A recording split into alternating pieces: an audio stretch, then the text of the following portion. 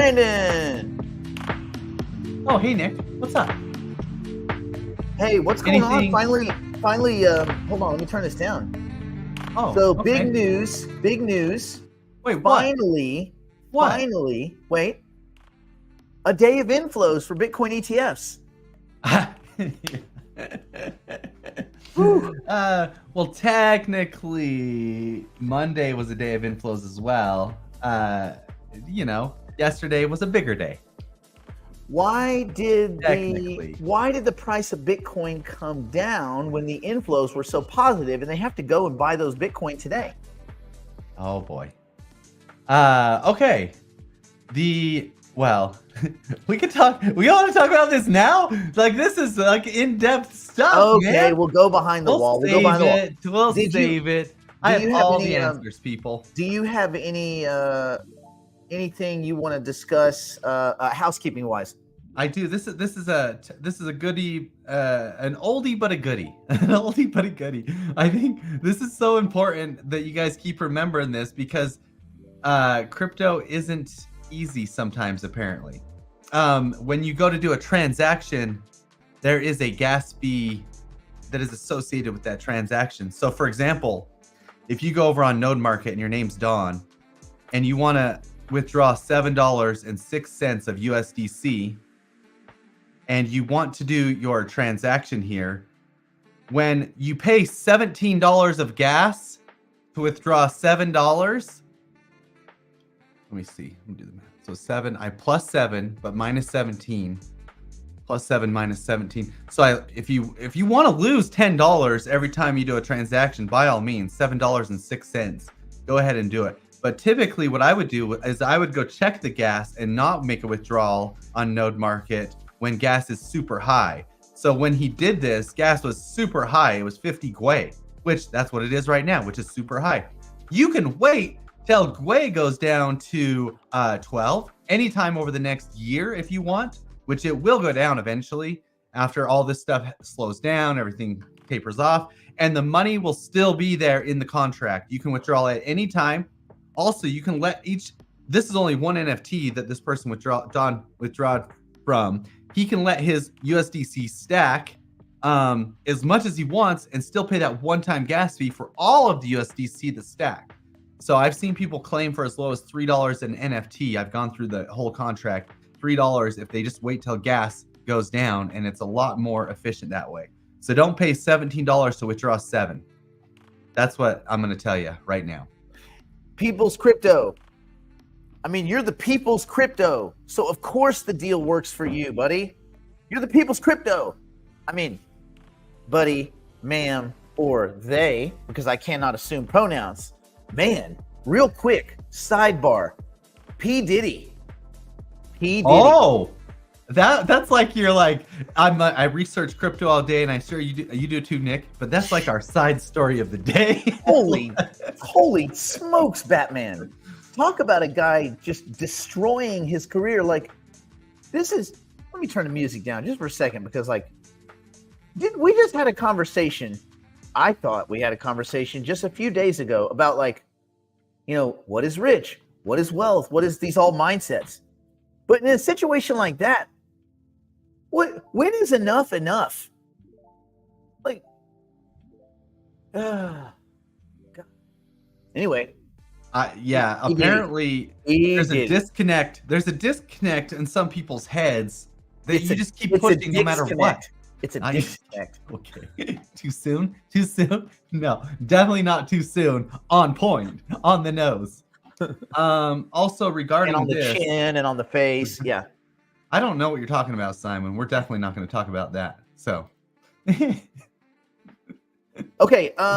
Is there any other general housekeeping? Yes. Be careful about gas fees. You guys just be very careful. Just look at the Gwei. Look at it, and just before you push confirm, just look at the estimated price of the transaction, and go. Wait a minute. 7 is less than 17, so I would actually be negative 10. If I make negative $10 a day, if given enough days, I'll be broke. You'll be P Diddy. I'll be P Diddy, bro. You'll be P Diddy, bro. He did like, that's too also, easy. Be better. I bet this quoted like $27 in gas because it usually ends up being less gas than it quotes because it actually quotes high just in case. So I bet this quoted $27. So no. Okay, let me clarify. The NFT payouts don't ever go away. That's a forever thing. The 100% payout continues until the first group that had the node market NFTs has made all their money back, 100%.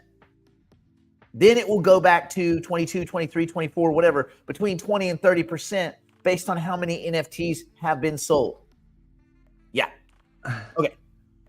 I have a wallet of the day, event of the day. Do we want to do that behind the wall? It's pretty cool. What? No. Let's do wallet of the day because it can highlight that. That'll be our one educational thing for people. And wait. It's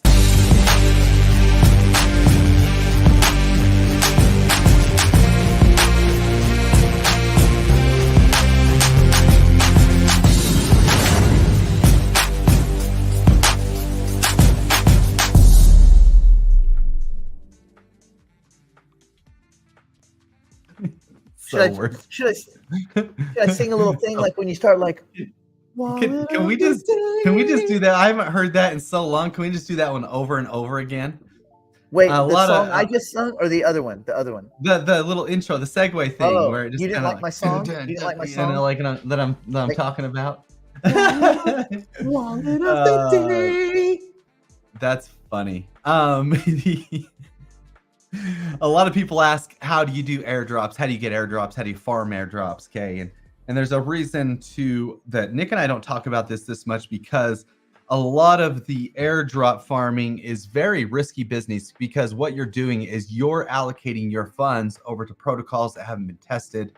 And in some cases, as I'm going to foreshadow here, have not been audited. The importance of an audit. Anyway.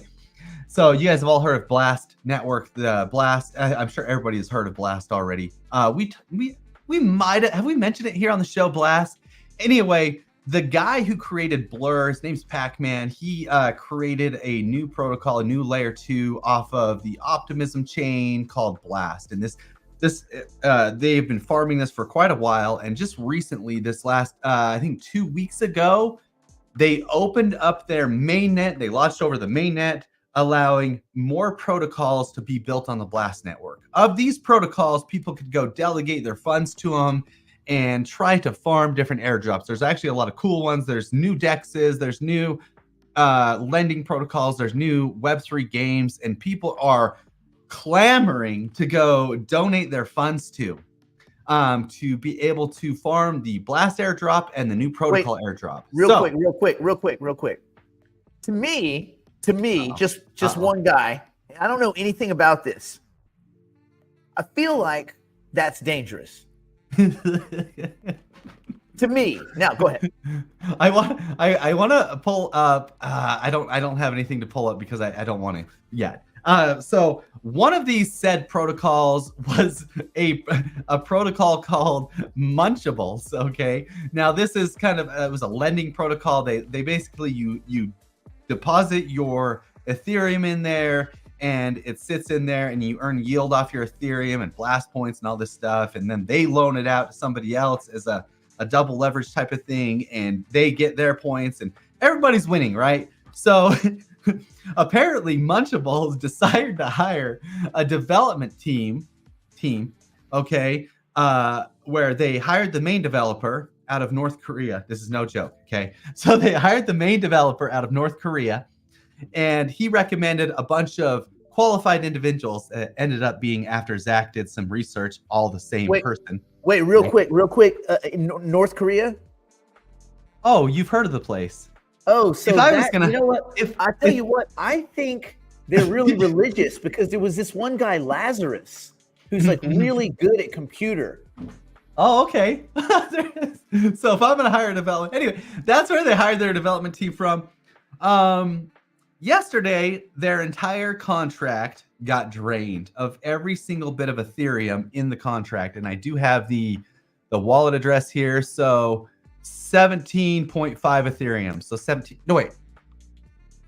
17,400 Ethereum. $62 million got drained from this. They just got put Munchables on contract. blast. So what had happened? Yeah, exactly. What had happened with this Munchables drain? The developer, prior to putting the smart contract on chain, he went in there and put some code in there that said he deposited 100 million Ethereum. So at any time he could pull out 100 million Ethereum. Okay. So once the rewards got juicy enough, he decided, you know what? I'm going to pull out my Ethereum that I put in there.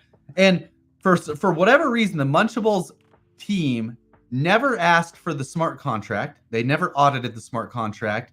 They never got ownership of the smart contract transferred over. And the contract was not verified on a blast scan, on what would be Etherscan.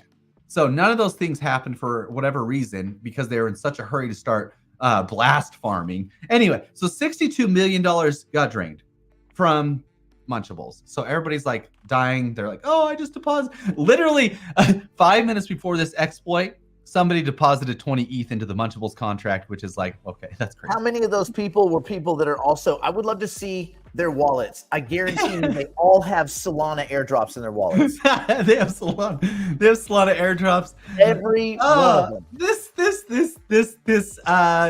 I don't even know, but I think this turned out to be an inside job, because over the night I was like watching this.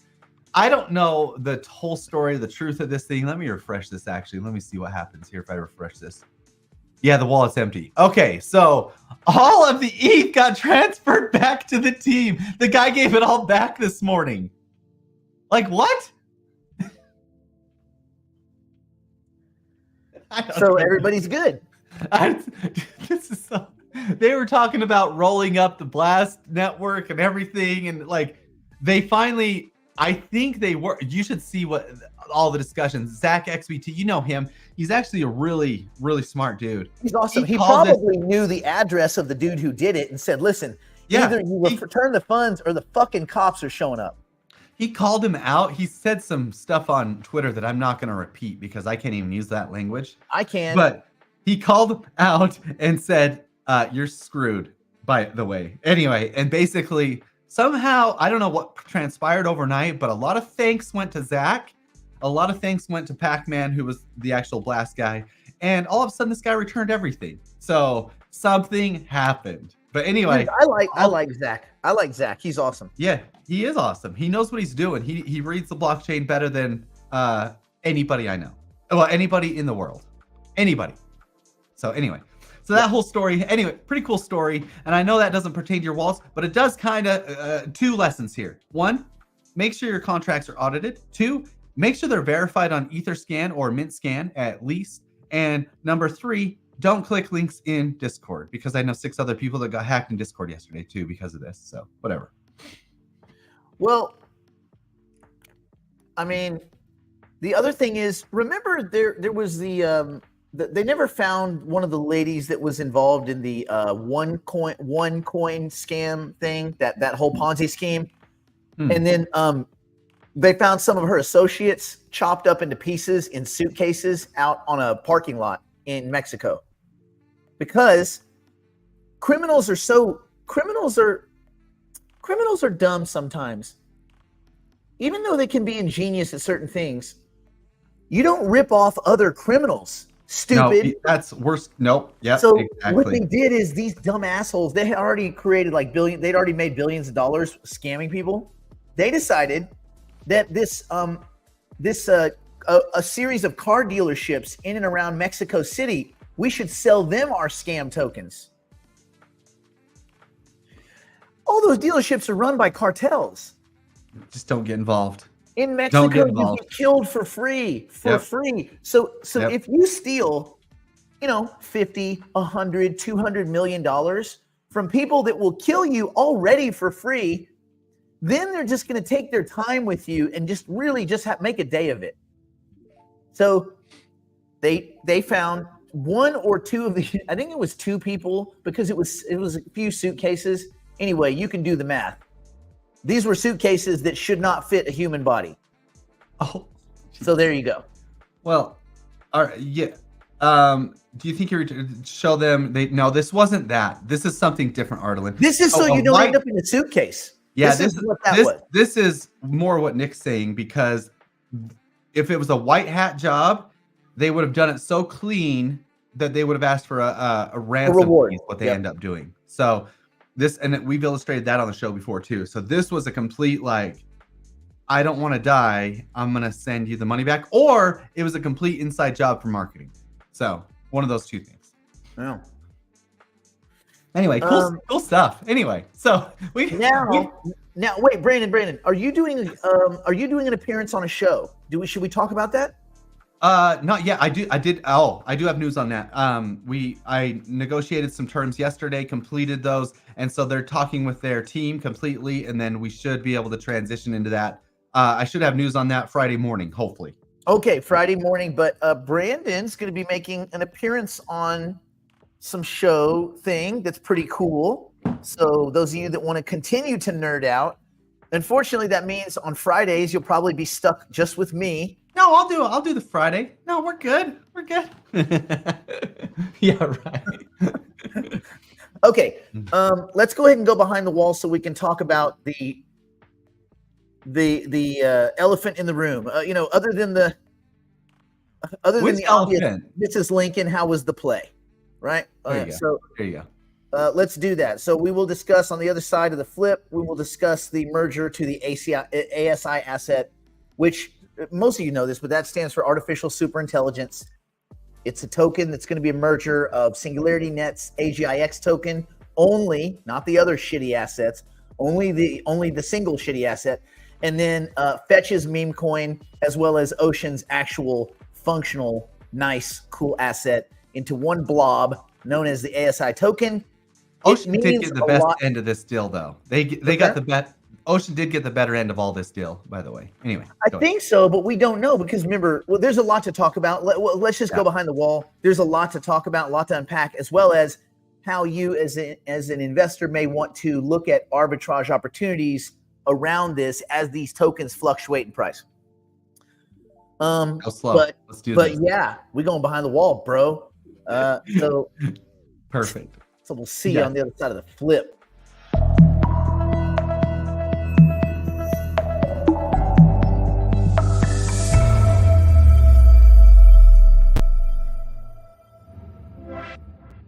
Going slow.